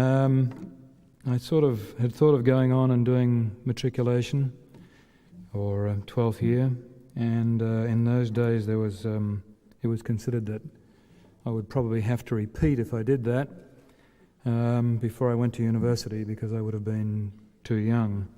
That was my information then. I don't know that it was all that correct, but it was probably, as the Vice-Chancellor just said, I wanted to get on with it, which I did. So I went and took a colour test at a career guidance counsellor's. He asked me to see what I was suitable for. He asked me if I wanted a long test or a short test.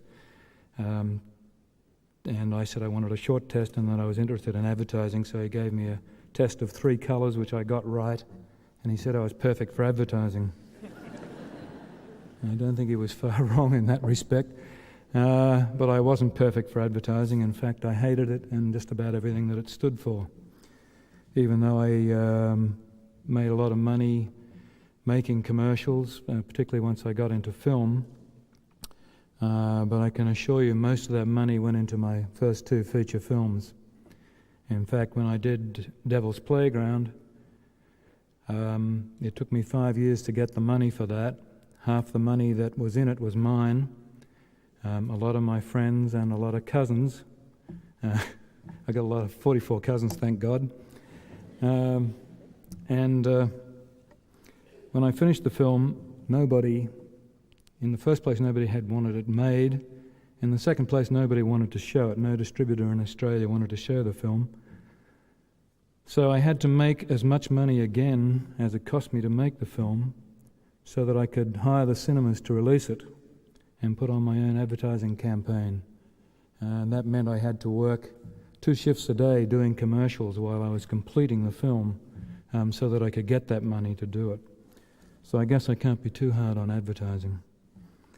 It's kind of the year of academia for me because I think this is a great honour, and I thank you very much, particularly listening to what you people have been through and some of the degrees that came up tonight. I just think they're rather astonishing.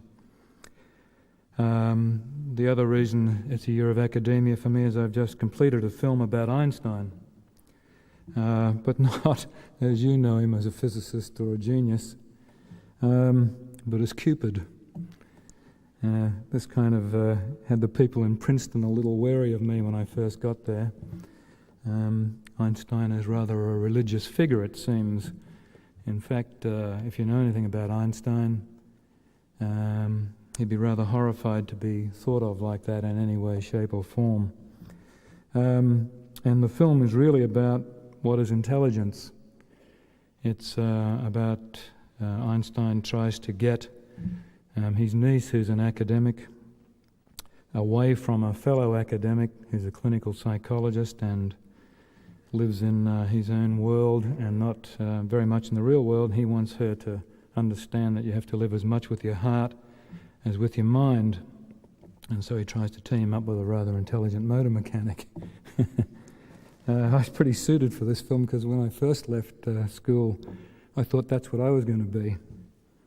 And if you knew anything about me, you would be roaring with laughter at the possibility of that.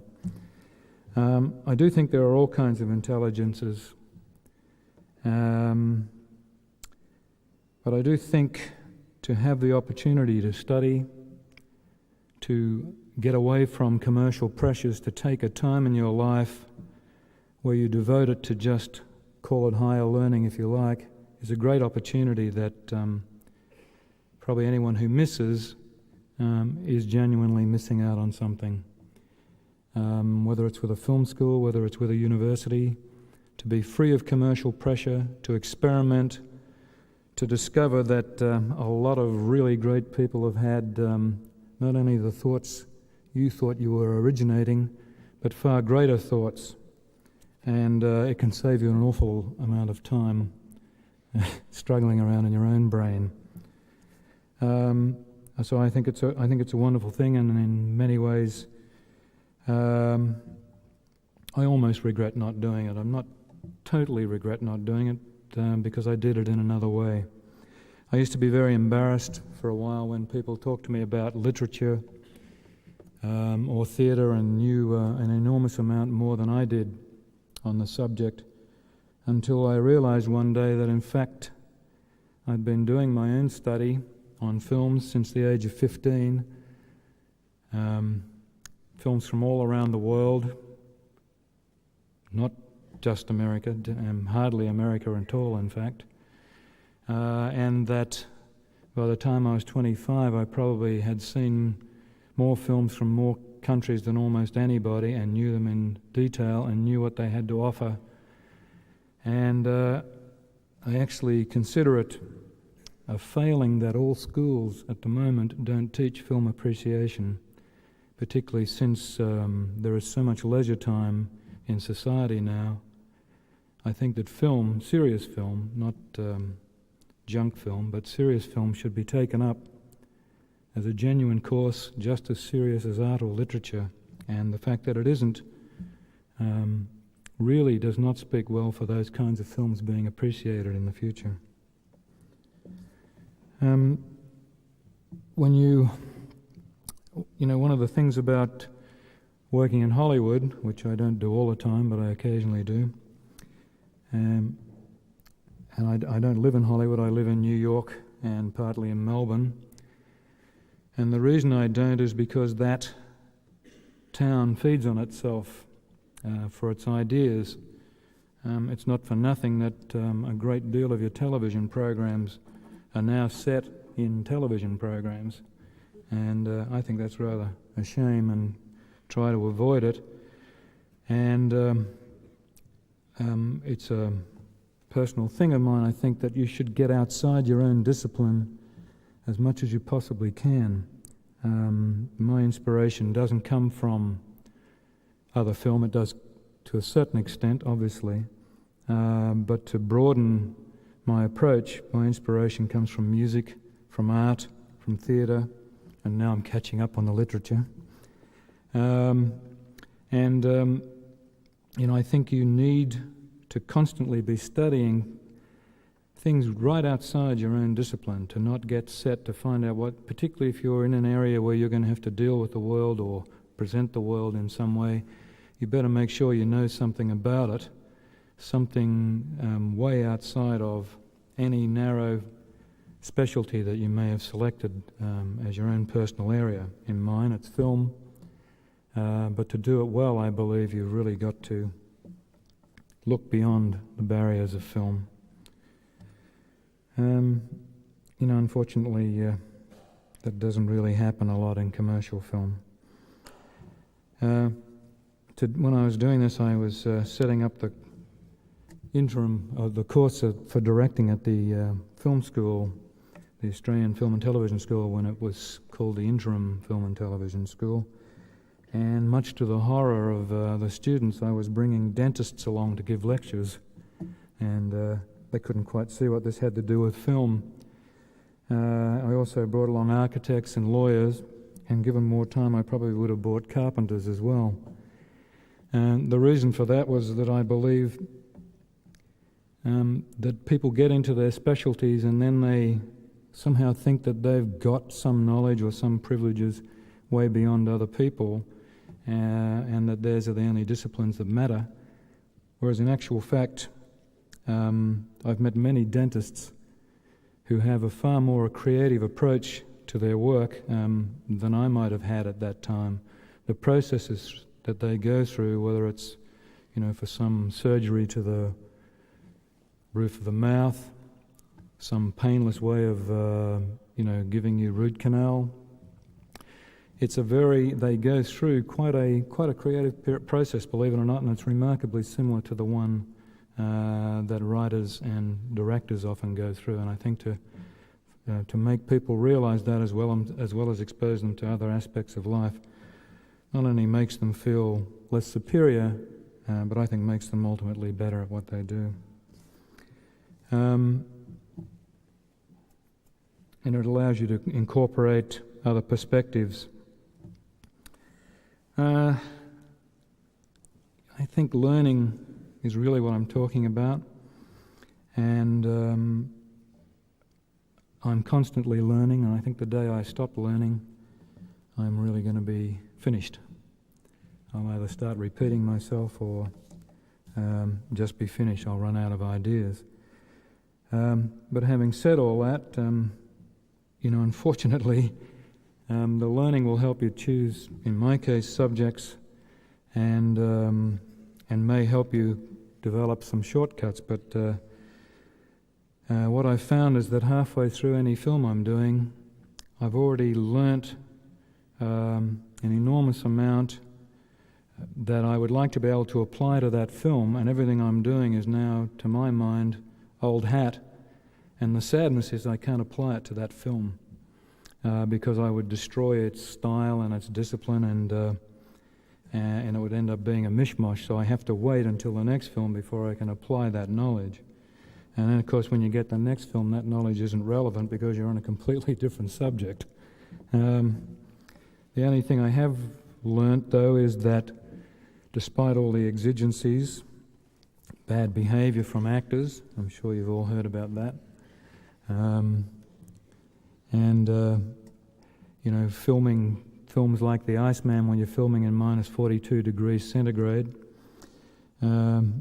these things can slow things down and make things exceptionally difficult. And the one thing I have learned is that it'll all come out in the end, to not panic, to trust what you're doing, to trust things to take their time, and to trust above all in yourself and the knowledge that you've accumulated thus far. Trust in yourself and you will make it work. And recently I've been back to doing some original writing with great trepidation, despite the experience that I have now. I really doubted whether I was quite capable of doing something completely original again. And I picked up on that learning and decided to just trust that maybe with the experience and with my own abilities that it would come out, and that's the way that it's been working, which is a rather long-winded way of saying keep on learning, believe in the knowledge you have, add to it as often as you can, from as broad a number of spectrums as you can. This shouldn't be the end of it. And then trust it, and trust yourself, and believe in yourself. Thank you very much.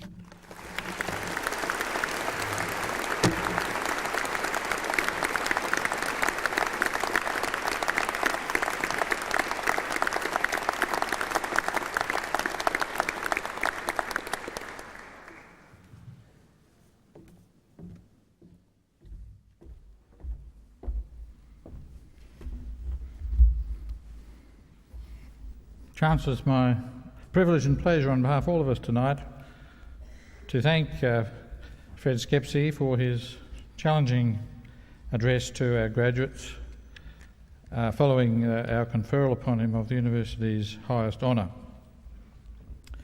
I'm sure we all listened with interest in these days of difficult access to jobs, to the test for entrance to the advertising industry that applied in his early years, the three-colour test.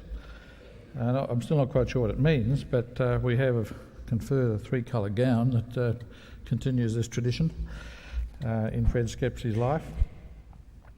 I listened with some awe also to the way his early films were financed through ploughing back very substantial amounts of his own money and that of his family. He has exhorted us quietly, but nevertheless I think firmly, to look as educators at the deficiency in our curriculum at schools and elsewhere in the area of film study and appreciation. And it is of course quite remarkable in this day and age to note that art and literature rank as highly as they do, but as yet the great new medium of the 20th century still largely neglected. He has a theme to which we resonate, emphasised the importance of getting outside one's own discipline, and in the university that we emphasise the importance of interdisciplinary work, and he has mentioned his inspirations from music, art, theatre, and to an increasing and recent extent literature. I liked the references, I'm sure we all did, but probably with various reflections and memories of pain, the creative approach pursued by dentists in root canals and other areas, and the links between creativity in all of the professions and the sciences and the arts. And again, that strikes a welcome chord in this university. Finally, Fred Skepsey has taken up the theme of lifelong learning. He put other words around that theme, but I'm sure he spoke more eloquently about it than many of our graduates would have heard in recent addresses on that subject. So would you join with me now in thanking again Fred Skepsey for his address to our graduates.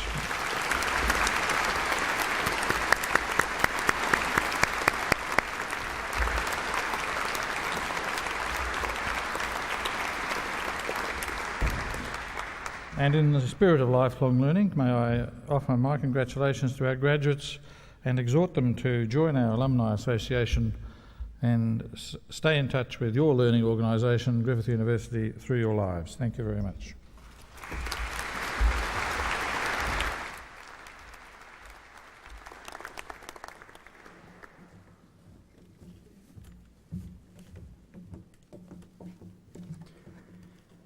Ladies and gentlemen, in a moment, the Griffith University Collegiate Singers will sing the traditional student song Gadiama Sigatua. You're invited to join in the singing of this song, whose words appear on page 26 of your program. Please rise as the singers enter and remain standing during the singing.